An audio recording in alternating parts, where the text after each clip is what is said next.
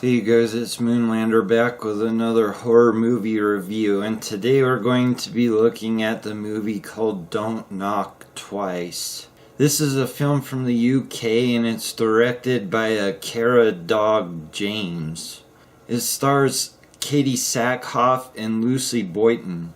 And this movie starts off with the mom trying to get custody of her teenage daughter, who she hasn't raised or had in her life since she was a young child. And she's finally cleaned up her act, and she was into drugs and whatnot. But when she meets with her daughter doesn't want anything to do with her.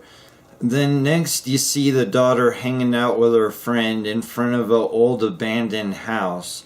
And they reminisce about how when they were children they knocked on the door twice and their friend went missing because a hag woman came and got him. So they decide to do it again for some reason.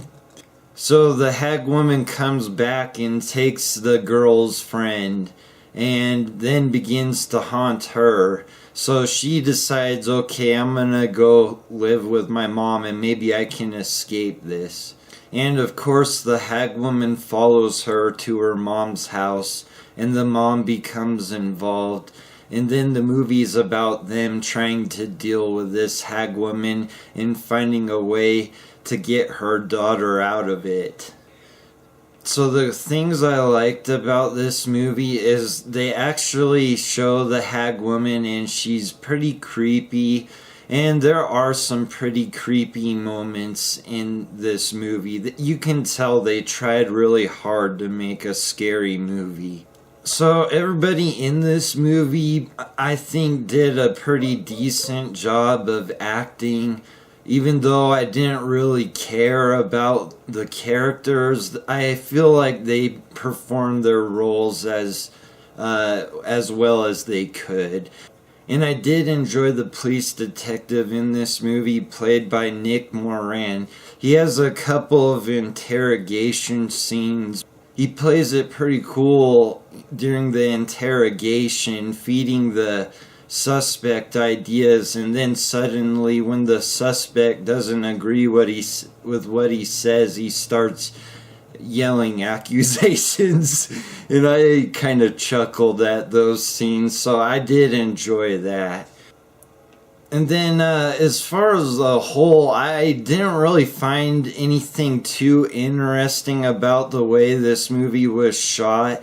Toward the beginning, they do use a device to make a camera rotate down a hallway. And you know, it was pretty cool, I guess. And then there was one more shot in this movie I thought was worth mentioning, where the mom and the daughter decide to rip all the doors out of their mansion. Yes, the mom lives in a mansion. And I'm talking about a mansion. And they rip all the doors out so they can't be knocked on, I guess. And they pile them in front of the house. And they light them on fire. And they do a shot where it's playing this kind of like creepy music, and it's slowly zooming in on the mother and daughter staring at the house you can't see, standing right next to the fire. And it really caught me off guard because it seemed kind of like an artful shot. So the things I didn't like about this movie is about 30 minutes into this movie, I realized that I had seen this before. And that's never happened to me. Usually, you know, you've watched a movie like maybe a few minutes into it, you're like, oh yeah, I've seen this. But it took 30 minutes, and I was like, wow. And I was like, and I concluded that it's just a forgettable movie. I couldn't believe it. And it was in the Amazon new releases for horror for rental.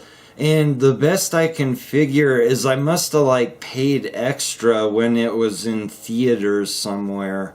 And yeah, I almost completely forgot that I had even seen this movie, so that's pretty bad. And now the ending has sort of a surprise ending, but I really found myself not really caring about it. There's just something about this movie. I guess you just feel like you've seen it before. And something odd I thought too was the whole time I was watching this, I was distracted with the thought of seeing the mom nude. And I realized I think it was because I had no attachment to the characters. Like, I just didn't care who lived, who died, what really even happened. I mean, I guess it has, sort of unhappy ending, and I mean, it made me happy because I really didn't give a shit. So my final thoughts on this movie is, like I was saying, this is a completely forgettable movie. It's just one I'm sure you've seen time and time again. It's not done in a unique or interesting way. I'm just gonna give this movie a 4 out of 10. Like, I would suggest it if you're like desperate for that sort of movie, but really, I'd try to find something else to watch than this. And they do try to make it scary, and I suppose this movie might be scary. Like, if you were watching it alone in the dark and the pizza man happened to knock twice. Alright, you guys, that'll do it. Thanks for watching, and please like, comment, and subscribe. I'll see you on the next one.